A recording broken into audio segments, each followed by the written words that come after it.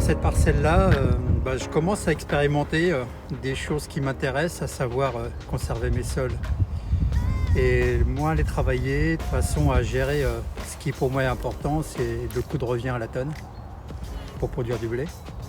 Et donc par rapport à ça, j'ai profité d'une culture de semences, de graines de luzerne, pour garder la parcelle avec de la luzerne dans le blé. Donc après 2 années de récolte de luzerne, j'ai semé en direct du blé pendant 2 ans, sans travailler le sol. Par contre cette année, parce que j'avais des mulots, j'étais obligé de m'adapter et donc j'ai décidé de labourer la parcelle. Donc je ne sais pas si tu peux le voir, mais il reste quelques pieds de luzerne dans le champ. Mais on avait vu que cette luzerne-là s'était bien développée, elle avait un bon enracinement. C'est vrai que sur 4 à 5 ans, elle avait un très bon enracinement. Et aujourd'hui, elle n'est pas détruite et je ne veux pas la détruire complètement parce que je veux pousser l'expérience et je veux savoir si ça peut aller plus loin, cette collaboration entre les deux plantes.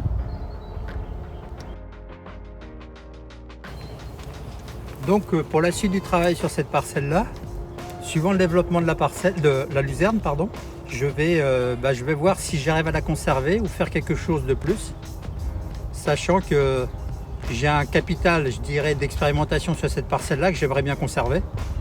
Et donc voir comment la luzerne va contribuer à la fourniture en azote, comment elle va contribuer donc à restructurer la parcelle, même en termes de désherbage, parce que bien sûr la luzerne, ça m'a permis de supprimer des adventices comme le chardon. Et j'aimerais bien voir si cette collaboration avec la luzerne me permet encore de voir des choses pendant 2 à 3 ans. Si j'implante un colza, est-ce que je peux l'implanter en direct? Si j'implante une culture de printemps, est-ce que je peux l'implanter en direct avec les éventuelles reposes de luzerne? Donc je me pose aussi d'autres questions qui sont d'une part la concurrence que peuvent avoir ces cultures compagnes, contributrices, mais aussi parfois concurrentes en termes de nutrition au printemps. Et donc outre cette parcelle-là, je vais travailler sur d'autres parcelles avec des implantations de cultures de printemps et quelques cultures compagnes. Je vais essayer peut-être du trèfle dans de l'orge de printemps pour voir comment vont se comporter ces plantes ensemble, contribuer ou être compétitives entre elles. Donc j'ai encore beaucoup de questions et je continue à apprendre parce que ça me passionne. Tout ça, que ce soit la conservation des sols ou la matière organique, tout ça me passionne.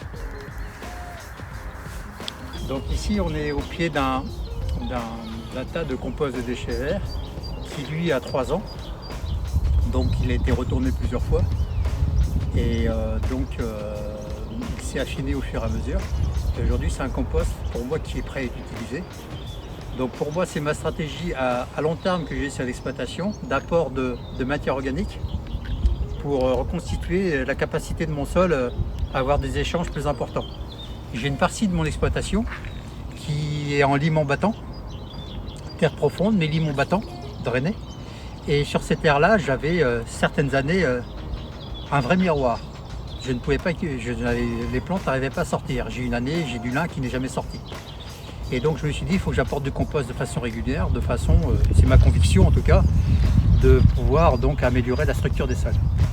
Donc tous les ans, j'apporte du compost, soit pur, soit mélangé avec de la fiente sur mes sols, de façon à avoir une structure qui soit plus poreuse, de façon à favoriser les échanges et la capacité de stockage du sol.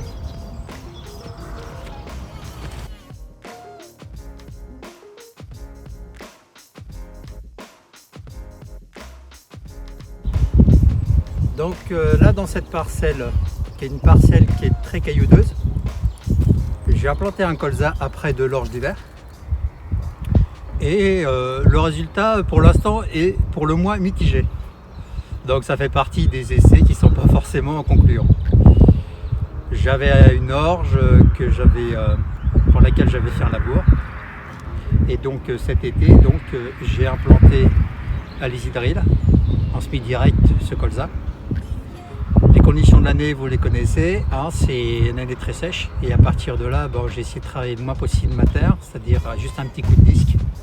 Et semé donc à l'Isidril au 13 août. peu de réserve hydrique, donc sur ce genre de parcelle, j'évite de travailler le terrain. Donc aujourd'hui j'ai un peu de colza partout, c'est hétérogène, c'est pas terrible, on va suivre ça.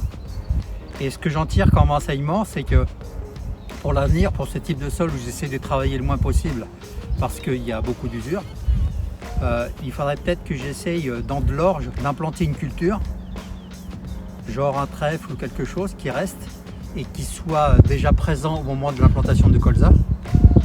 Et à ce moment-là, que j'envisage un semis avec un appareil genre strip till, de façon à travailler le moins possible la terre, garder de la fraîcheur et mieux réussir en implantation de colza.